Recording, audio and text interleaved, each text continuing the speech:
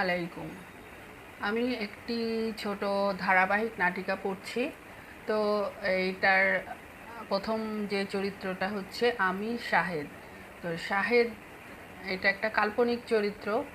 ঘটনা, স্থল, পাত্র সবই কাল্পনিক, কারোর সাথে তা মিলে গেলে নিতান্তই কাকতালীয়। তাহলে শুরু করছি। আজ পার্কে এসেছি, উদ্দেশ্য বৈকালিক ভ্রমণ।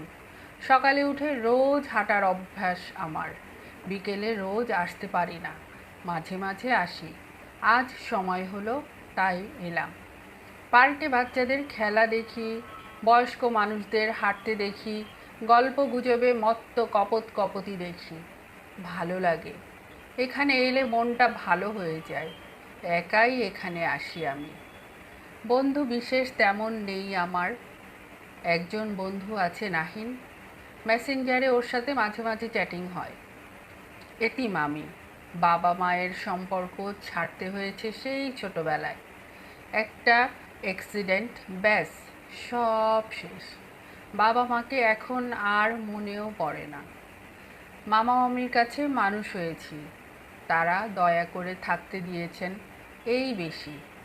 যতদূর সম্ভব পড়াশোনা শিখিয়েছেন। দাদাবাড়ির লোকজন তো চোখের দেখাও দেখতে আসে নাই।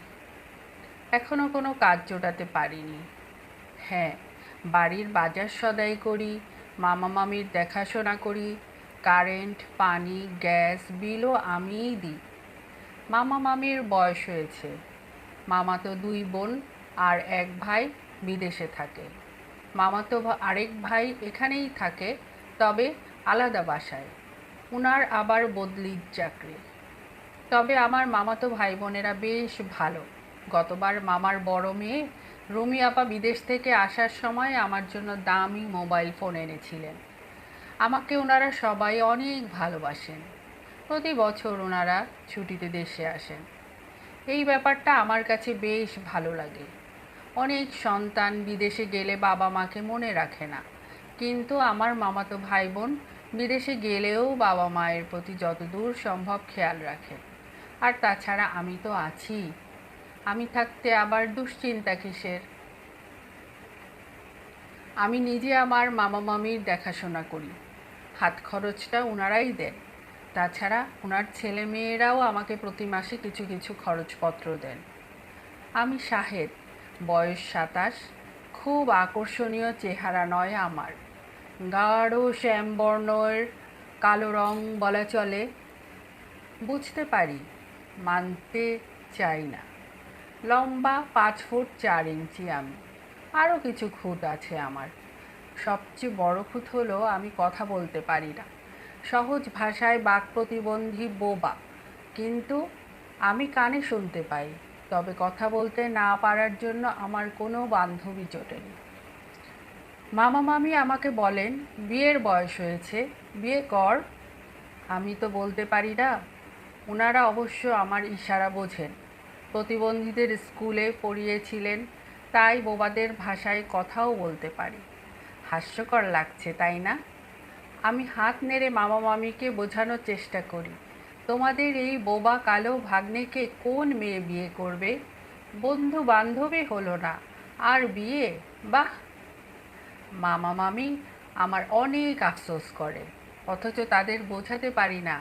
আরে বাবা, আমাকে যে বিয়ে করতে বলো, আমি বিয়ে করলে তোমাদের দেখবে কে? তোমাদের ছেলে মেয়ে তো কাছে থাকে না। মামা মামি কিছুই বুঝতে চান না। সন্ধ্যা হয়ে আসছে, বাসায় ফিরতে হবে। পার্কে গেটের কাছে এসে গেছি।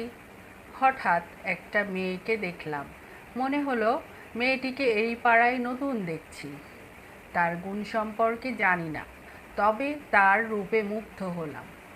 আর একটি বিষয় মুগ্ধ করলো আমায়, মেয়েটি পার্কের একটি বেঞ্চে বসে বই পড়ছে। অবাক হলাম আমি। এ পাড়ায় এত দিন আছি, এই পার্কে ক্রিকেট, ফুটবল খেলতে দেখেছি। ব্যাডমিন্টনও শীতকালে অনেকে খেলে। এখানে আড্ডা, বনভোজনও হয়। মাঝে মাঝে আমি ওগুলায় অংশগ্রহণ করি, কিন্তু এখনো পর্যন্ত অন্তত এই পার্কে বসে বই পড়তে কাউকে দেখিনি।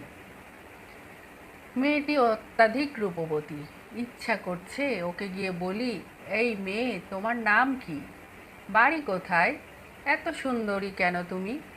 সবাই এখানে গল্পগুজব করে, বেঞ্চে বসে মোবাইল গুতায়, তুমি বই পড়ছো কেন? জানো, আমারও না বই পড়তে অনেক ভালো লাগে। তোমার প্রিয় রাইটার কে? আচ্ছা, তুমি কি এখানে একা এসেছো? তোমার চেহারা দেখে 16 বছরের কিশোরী মনে হচ্ছে। মেয়েদের তো বয়স জিজ্ঞাসা করতে মানা। তুমি কি আমায় তোমার বয়সটা বলবে?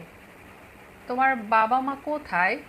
জানো, তোমাকে আমার ভীষণ ভালো লাগছে। জীবনে প্রথমবার কাউকে বলতে ইচ্ছে করছে তোমাকে ভীষণ ভালোবাসি। তোমার মনে হয় বয়ফ্রেন্ড আছে। এত সুন্দরী মেয়ের তো বয়ফ্রেন্ড থাকা স্বাভাবিক। আজ জীবনে প্রথমবার কথা না বলতে পারার জন্য আফসোস হচ্ছে। মেয়েটি তো একবারও এদিকে তাকালো না। সন্ধ্যা হয়ে আসছে, পার্কের গেট বন্ধ হয়ে যাবে। ও কি বাসায় যাবে না? এর মধ্যে পার্কের সিকিউরিটি গার্ড রশিদ চাচা আমাকে ডেকে বলল, পার্ক এখন বন্ধ হয়ে যাবে, বাড়ি যাবেন না?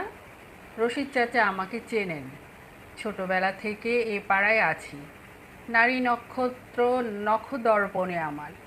বাসার দারোয়ান থেকে পানওয়ালা, মুদি দোকানদার থেকে ফেরিওয়ালা, সবার সাথে আমার আলাপ আছে। মুখে কথা বলতে পারি না, কিন্তু ওরা আমার সব কথা বুঝতে পারে। সিকিউরিটি গার্ডের কথায় মাথা হেলিয়ে সম্মতি জানালাম। এরপর ঘাড় ঘুরিয়ে দেখার চেষ্টা করলাম মেয়েটিকে।